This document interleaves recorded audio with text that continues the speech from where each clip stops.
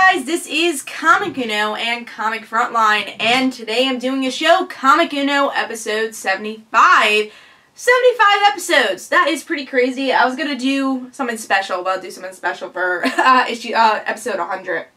But this is a show where I review all the comics I read this week in one show, so let's get started. We're going worst pick of the week to best pick of the week. It's kind of a lighter week, which I'm happy because it's been a heavy week for a couple of weeks now. But let's get started. Number 12 is Secret Six, issue 1.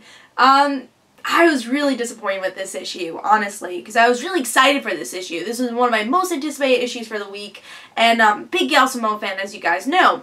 Now, I've never read the Secret Six original series, which is still a regret, and I'll get the trades one of these days, which is a shame, because I'm a big Gail Simone fan, as I've said. But hopefully I will, again, get the trades. But with this issue, I was really excited, because finally I'm getting to read Secret Six, it's Gail Simone, New 52, what's going to happen with the series. Now, let me tell you why I was disappointed with it. The reason I was disappointed was probably the muddy art. It was the coloring just did not match together. This is actually better pages. I would go towards the beginning where it gets even sloppier. I didn't know who was who, especially because I don't know who these characters are really. I know a couple of them, you know, I've seen them in a couple issues. I'm not dedicated to these characters. So to have such muddy art and not really know who everyone is, it's really hard to get connected to the story. That's been the word I've been saying. I wasn't connected. Because these characters, they're all put in one room and they have 15 minutes to answer what is the secret. And obviously they don't know what the secret is. And because they don't, someone's gonna die. And then there's a loophole that says the ventriloquist has her dummy and says, well, he's here too, let's talk. And I've never been a fan of this character, so when I saw that, I was just like, rolled my eyes a bit, and I was like, oh, okay, he's here again. It's a bit creepy, and actually my next one, I will say I'm not really a fan of this doll story, and you'll understand with my number 11, I don't really care about dolls and all that in stories and the creepy value of it. But overall, I was just a bit disappointed with the muddy art. I didn't connect to the characters, and it didn't make me want to pick up the next issue, and that was the big disappointment. Maybe if the artwork was better, I could have connected with the issue a bit more. But the artwork was a big decline for the issue number 1. So I don't know if I'm going to get issue number 2, but I was very disappointed. I gave Secret Six 2 stars. Alright, so let's move on to number 11. Tales of Terror, issue 5. Another doll issue. As I said before, I'm not a big fan of these doll stories. I mean, it's creepy, but I don't know. I guess it doesn't creep me enough. So with this issue, we get to see that there's this wonderful mom going to the hospital for her son. Everyone likes her, and then we have, you know, the little Grim Reaper character who we've seen in every Tales of Terror story, tell her a story about this doll and how the son died and the mother killed the son. So I guess it's also a story of the mother not being that great, and the doll ends up killing the original mother, and, you know, not in the story, but in the first story that the Grim Reaper is telling. And that's the end of the issue, is that the doll kills her, and it's creepy, I guess. I don't know. I just didn't care for this issue as much. The artwork, I thought brought the story a bit up more, but it was creepy, but I just wasn't interested in the story, honestly. So I can't really recommend Tales of Terror. Unless you like Chucky a lot, then I guess I could recommend it, but I didn't love this issue. So I gave Tales of Terror 2.5 stars, which was number 11. Alright, so let's move on to number 10, which is the Weapon X program, issue 3, which wasn't that bad. The reason it's a bit lower probably is the artwork. I think it's a bit stringy, and it's kind of harder to get into the issue because of the art. It's not horrible art, but everyone's hair is very stringy. So that's a complaint, I guess. And also the price tag, $3.99, is pretty expensive for, you know, something that's pretty interesting, but not blowing my mind. So with this issue, we learn a bit more about our characters, learning about their powers, learning about their past. And if you're a Sabretooth fan, you get to understand that the main character, who we all thought Wolverine was in his mind, is not actually in his mind. It's someone else. So I like that connection. I'm very happy about that, because I don't want Wolverine to return in any way, especially in someone's head. We've seen that with Superior Spider-Man. We don't need to see that with Wolverine. So I'm glad that didn't happen. Now, The rest of the story I liked because we're learning more about these characters and the backgrounds and their personalities in a way. So I enjoyed this issue overall. Again, does it blow my mind? No. But I'm intrigued by the mystery of who these characters are, and that's what's really driving me with the series. So overall, I gave the Weapon X program 3 stars, and I'm looking forward to seeing where it goes. But I mean, I hope it gets a bit more interesting because the price tag is a bit hefty for a series like this. Alright, so let's move on to number 9, which is Detective Comics issue 37. I think nope, this is the right way. So Detective Comics is a bit low, and it could have been lower. The story didn't quite impress me as much, but the artwork boosted this issue a bit more. I think the artwork is beautiful here, and that's why it's higher than Weapon X, even though I think Weapon X had the better story.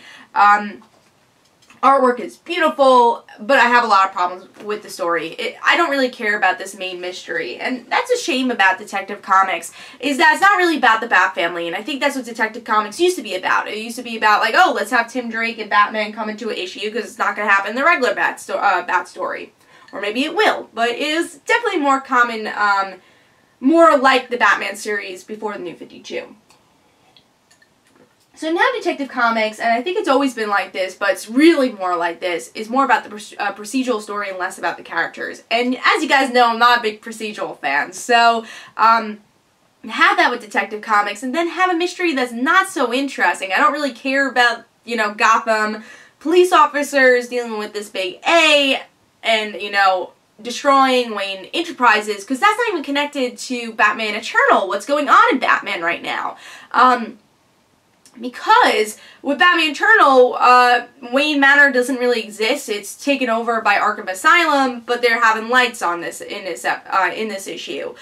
Wayne Enterprises is not even owned by Bruce anymore, and it's kind of destroyed. And why are they, you know, it doesn't really connect a lot of things happening in Batman Eternal this week and what's happening with Detective Comics. It's like ignoring everything that's been happening in Batman.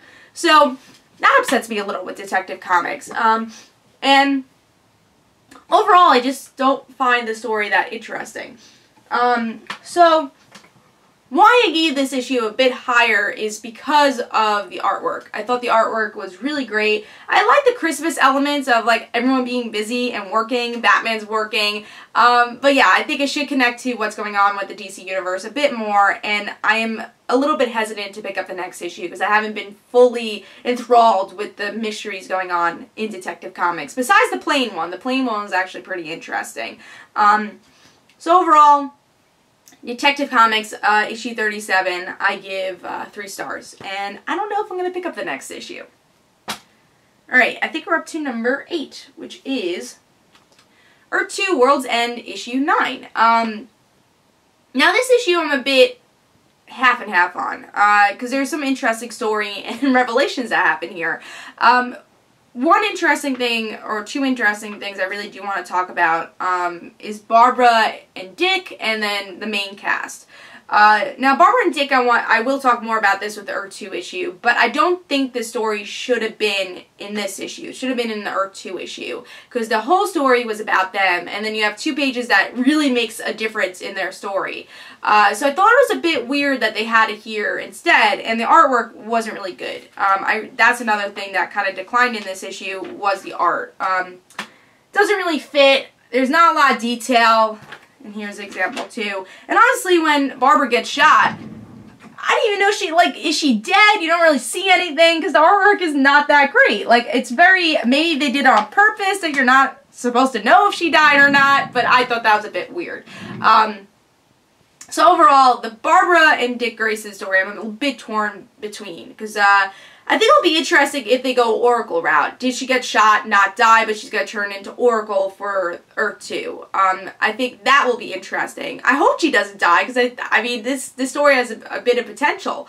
So that was a bit conflicting, that I think the story should have been in the Earth 2 comic. Also, I liked the Red Tornado, you know, the main story. I thought that was interesting, seeing that Clark's still alive but bleeding. Why is he bleeding? Huntress is still alive, but the team not knowing that.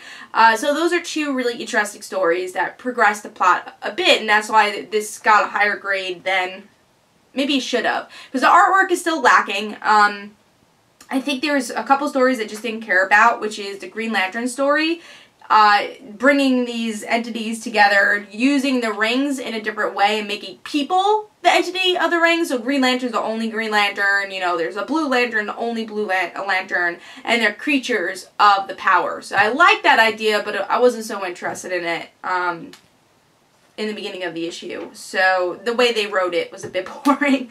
And then the other story, I did like the Flash story where the mother's trying to say, hey, you know, you have a mother too. This is Flash's story to Hawkgirl. Is Hawkgirl going to be redeemed or not? So that story is pretty interesting. And then the last part where we get to see Barda, whatever they're doing, they're just fighting monsters here, and that's it for the last part of the issue. So overall for Earth 2, there's stuff I liked about it. It's stuff I didn't like about it, so it's really in between. I think I was most intrigued by the Barbara story, but again, probably not on the right issue. But I gave it 3.5 because there's some really interesting stories going here, but then there's not. With the Green Lantern stuff, kind of bored me. The artwork could have been better, so definitely in between with this issue. But overall, I gave World's End 3.5 stars. And I also think there's way too many stories going on in this issue. That was a big complaint for what I've been saying with Earth 2 World's End and Future's End. Alright, so number 7 we're up to. Speaking of Future's End, number 7 is Future's End. I actually really enjoyed this issue more than World's End. It still got the same grade because I don't like the way they're splitting it up, just like World's End. I think it takes a lot out of it because they're splitting it up in like 3 pages. You tell Firestorm story, another 3 pages of Superman story. You're not getting enough meat, even though the stories are more interesting here than it was in, or I would say a bit more consistent here than it was in World's End. So with this issue, I love the Lois stuff. Lois is like, hey, we're going to help the Earth 2 people. We're going to destroy Cadmus. We get to see Green Arrow still alive, and Animal Man and Green Arrow having a fun time on the island and having vacation. So that was pretty cool. Other stories that Constantine and Superman trying to team up, Brainiac's trying to destroy them. Enough of Brainiac by now? Probably not. But I guess Superman going towards him going back to Earth again. We'll see if that's going to happen. And then the other story, we get to see what's going to happen to Cadmus. We don't know. It's destroyed, but is Cadmus truly destroyed? And that's obviously going to probably be the final battle, seeing if they'll be able to destroy Cadmus. And then the last part of the story is Firestorm. You know, Madison getting used to her being Firestorm and still not knowing if she should talk to Cal, and how she's gonna separate from Jason, and she's feeling pretty insecure that she's has her hair on fire right now. So overall, there's some interesting stories here. I love the Lois story. I like the direction that's going. I think the Cadmus story is progressing a lot more here. And, you know, I think every story I liked. And that's kind of a rarity to Future's End when there's so many stories that I liked every single one of them. But I did. I liked, again, the Lois and the Firestorm one the most, because Firestorm just exploring these new powers. And I think it's really interesting that Madison's become this hero, even though she was so against Cal not telling her the truth. So I'm excited to see how they explore that. And then to have a woman Firestorm, which we really haven't seen either, or at least the outside portion of the woman being Firestorm. Because we have seen women in the Matrix, but not the physical appearance. So I think that's interesting.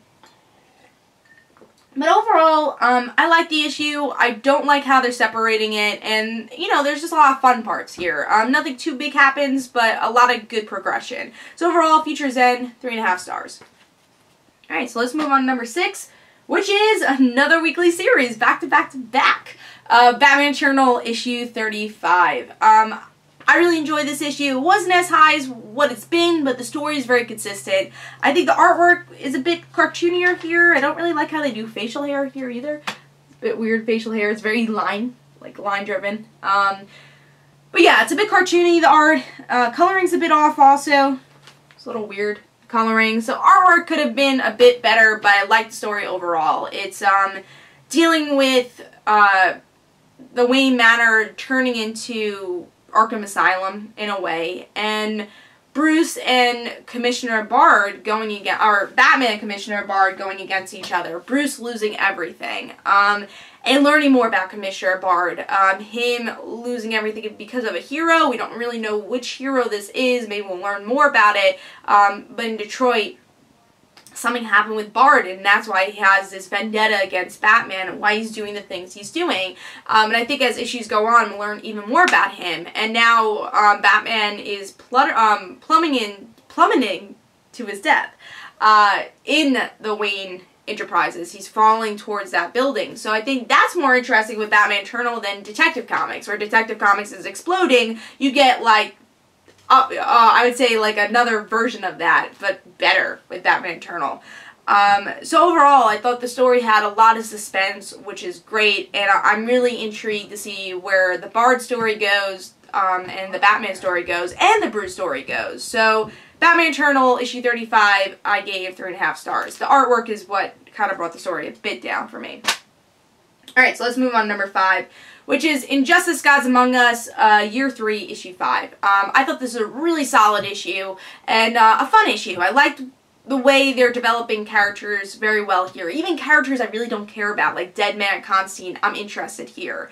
But the two stories that I think it was most intriguing was Shazam kind of realizing that Superman might not be this idol at this point, and maybe he's making the wrong decision by teaming up with Superman, so I thought that was a pretty good development. In the last part, where Deadman is dying, so he has to give his powers to someone else, and he gives his powers to Nightwing. I was like, oh my god, that's so awesome. Now, I don't know, I haven't been reading Injustice Gods Among Us, I don't know if he's dead or not, I don't know much about Deadman, but that was pretty cool. I think he did die in this universe, I don't know. But overall, there's some great character interaction here. Artwork is beautiful. I'll give you examples of that.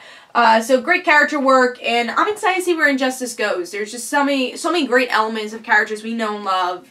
Switching teams, not switching teams, and some great twists like the Deadman, you know, Nightwing being Deadman. So, Injustice Gods Among Us, 4 stars, really enjoyed it.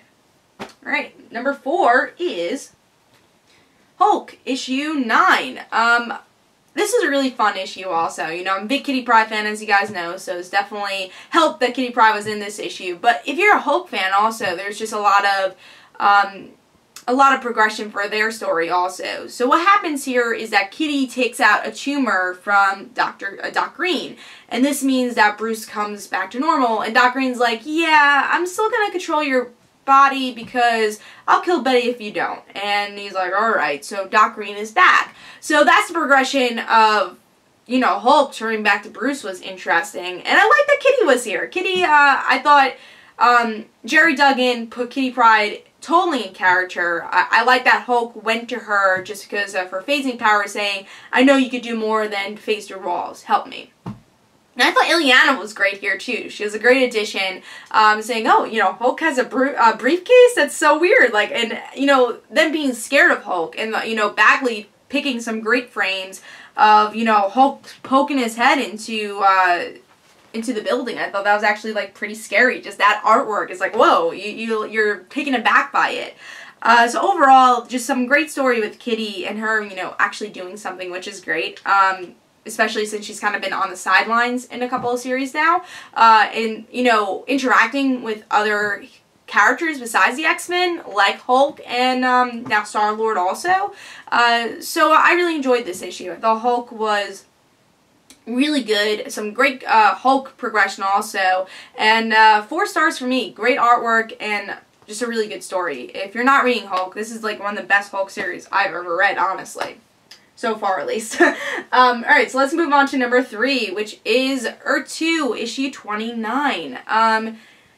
So let's talk about this issue. I can't think about what happened in World's End. I'm trying to take that away, but also, I think the grade is a bit lower, or really it's not a bit lower, because you can't really put the grade lower because of this, but I do think, Earth 2 World's End story of Barbara should have been in this Earth 2 issue. It would have connected better. I don't know why they didn't do that. And honestly, the artwork is a lot better here than it is in that issue, so you probably would understand a little bit more what happened to Barbara. So I really enjoyed this, though. As a Dick Grayson / Barbara Gordon fan, this is pure fun. It's them teaming up, trying to survive, and they have different personalities, but still at the same time have the same personalities, at least with each other, and their relationship is the same. Dick Grayson, you know, not having the fighting skills, but saving Barbara, and vice versa. It's just a great dynamic, and them surviving together. It's just really fun, and this issue was fun because of that. So overall, artwork was really good, story was really good, and I still don't know what happened in the next issue with this Earth-2 World's End stuff, but I hope Barbara's alive, I do. So overall, Earth-2 was a really fun issue, and I'm just trying not to think of what that other issue had, but this, particularly, was a great issue. So, Earth-2, 4 stars. Alright, so number 2 is Legendary Star-Lord, issue 6. Another really fun Kitty Pryde issue. This is just pure fun. What we get to see here is that Star-Lord and Kitty go on a date, and it's pretty bad. People are attacking Star-Lord. I guess Star-Lord doesn't tell Kitty because I think that was a bit of the confusing part. We don't really know why Star-Lord doesn't tell Kitty. I guess not to ruin the date, but because he's not telling her, he ruins the date. So I was a bit confused of why he didn't say, hey, you know, people are attacking me, so gotta deal with this. Maybe he can help. I don't know why. Again, I understand, but he was still ruining the date. He didn't even think in his mind. It's like, well, I'm ruining the date anyways. Maybe I should just tell her not, stop tricking her. And it's not like he was protecting her. She's a hologram, so there's no protection here. But overall, I really did enjoy this issue. It was a lot of fun. We get to see progression in the Star-Lord portion of the story also, because Star-Lord's father comes back. And I think that story is better to be told here than is Guardians of the Galaxy. So I'm glad that there's actually a big story being told here. And also a really fun play on tropes, I would say. Because obviously we all know the damsel in distress trope. But Star-Lord is the damsel in distress, and the next issue is going to be called Star-Lord in Distress. So Kitty Pryde's going to space, even though she hates space, because she was stuck in a bullet for 2 years. She still does this because she likes Star-Lord. So I thought that was a great moment. There's some really fun moments here, like Kitty keep mentioning that, hey, I'm at home, I can't even eat, maybe I'll have those pizza bagels downstairs. So there's just a lot of fun moments. Artwork is great here. Really good issue. I enjoyed it. I'm excited to see where this goes. So, good progression on Star-Lord, and also great progression with Kitty and Star-Lord. Now, do I love their relationship? I don't know, but I think it does bring the best out of both characters, and that's something I am enjoying so far. So, we'll see where it goes, but I really enjoyed this issue. I gave Legendary Star-Lord 4 stars. So, what made number 1? Green Arrow, issue 37. I love this series. I love where it's going. I love that the Arrow team is doing everything that they want to do on the show in this comic. And bringing Mia Dearden in is one of those things. Because obviously they can't bring Mia because of Thea. Thea is Mia. That makes sense. And also you can't bring Green Lantern in. Maybe you can, but at this moment you can. So they bring Green Lantern in this series. There's just some great action between Merlin and Green Arrow. Great development with Mia. You know, Mia being totally in character. Her dialogue, it just fits her character so well. I think my only complaint with this issue is probably Felicity's dialogue. It's still a bit harsh. It's still a bit forced, but I think she's a great addition to the series and becoming more like Felicity of the TV show. I do want her to be defined a bit more in this comic, but we'll see where it goes. But overall, I think the King is a very good villain. Being Mia's father, something that is a bit different that we haven't seen with her character, her discovering her parents a bit more, because she's always been this homeless kid, but we never really explored who her parents were. So to have that story, I think is really interesting in the New 52. And also the cliffhanger with Green Lantern. You know, Green Lantern and Green Arrow teaming up is always fun, and we haven't seen it really in the New 52, so we'll see where that goes. They had their own series together, so why not have it in the New 52? So overall, really fun, some great character interaction, great action, and good cliffhangers. Mia gets kidnapped by her father, so where's that gonna go? Hopefully she becomes Speedy. Still crossing my fingers. Great issue. Read Green Arrow if you're not reading it, especially if you're a Green Arrow fan. This, I think, gives you pre-New 52, New 52, and Arrow all in one comic. So read Green Arrow, so good. 4.5 stars for me. Pick of the week. Hope you guys enjoyed. This is Comic Uno. Guys, don't forget to follow me on Twitter for Comic Uno and the right situations. In the comments, let me know your worst pick of the week, your best pick of the week, and everything in between. Don't forget to follow me on Twitter for Comic Uno and the right situations. Don't forget to like my Facebook page. Also, in the description below, there's links for my comic book, Like Father Like Daughter. And don't forget to like the Facebook page, Like Father Like Daughter also. I'll see you guys later for Comic Uno episode 76. Bye.